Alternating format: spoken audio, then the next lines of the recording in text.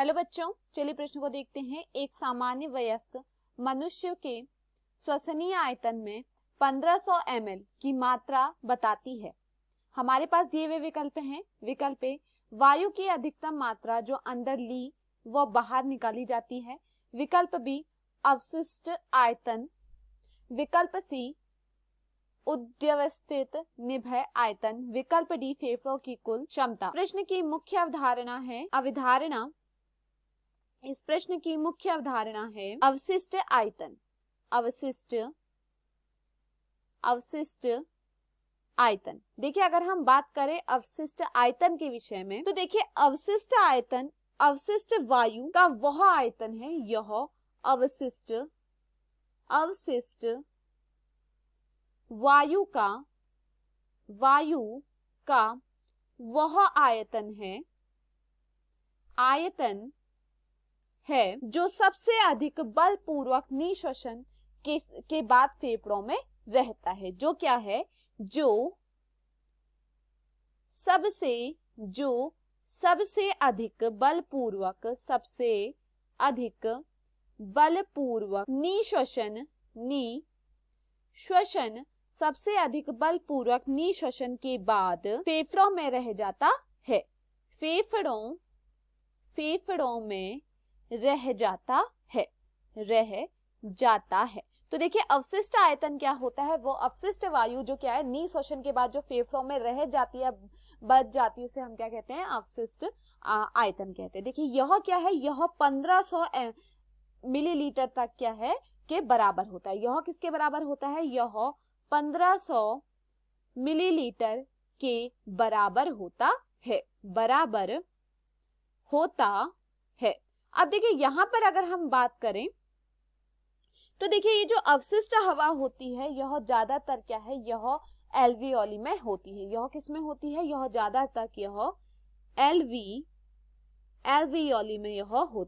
Alveoli में होती है। देखिए अधिकतम वायु जो होती है, जिसमें क्या है, सांस ली जा सकती है, वह बाहर निकाली जा सकती है।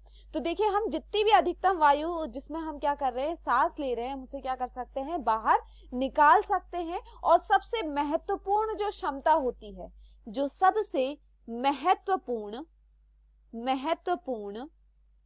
क्षमता होती है, सबसे महत्वपूर्ण क्षमता यह 3500 से 4500 ml है। तो यह कितनी है? यह 3500 से 4500 ml है। जबकि जो हवा क्या है, ज्वारीय हवा के ऊपर जो हवा क्या है, जो हवा या हम कहें जो वायु ज्वारीय वायु के ऊपर, ज्वारीय वायु के ऊपर और ऊपर से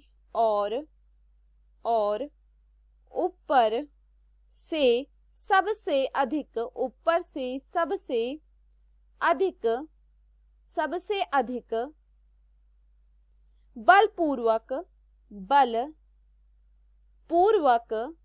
अधिक बलपूर्वक समाप्ति द्वारा समाप्त हो सकती है।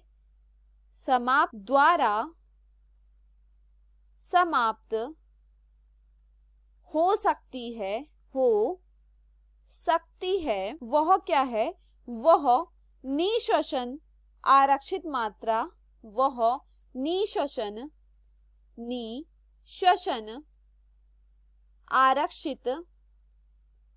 आरक्षित मात्रा 1200 ml है। अब देखिए प्रश्न में क्या पूछा गया है? प्रश्न में कहा गया है एक सामान्य वयस्क मनुष्य श्वसनीय आयतन में 1500 ml मात्रा बताती है। हमारे पास दिए गए विकल्प हैं। वायु की अधिकतम मात्रा जो अंदर वो बाहर निकाली जा सकती है। तो देखिए यह यहाँ पर क्या हो जाता है? गलत हो जाता है।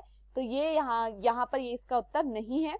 उसके बाद दिया गया है, देखिए अवशिष्ट आयतन। इसके बाद क्या दिया गया है? इसके बाद हमें दिया गया है अवशिष्ट या हम कहें अवशोषी आयतन। तो देखिए यह यहाँ पर क्या है? सही है। उसके बाद देखिए उसके बाद दिया गया है उच्चवशित निर्भय आयतन। तो यह भी यहाँ पर गलत है। उसके बाद विकल्प डी दिया गया है फेफड़ों की कुल क्षमता। तो यह भी यहाँ पर क्या है? गलत है। तो दिए हुए विकल्पों में हमारा सही विकल्प है विकल्प बी। मैं आशा करती हूँ आपको समझ में आया हो। धन्यवाद।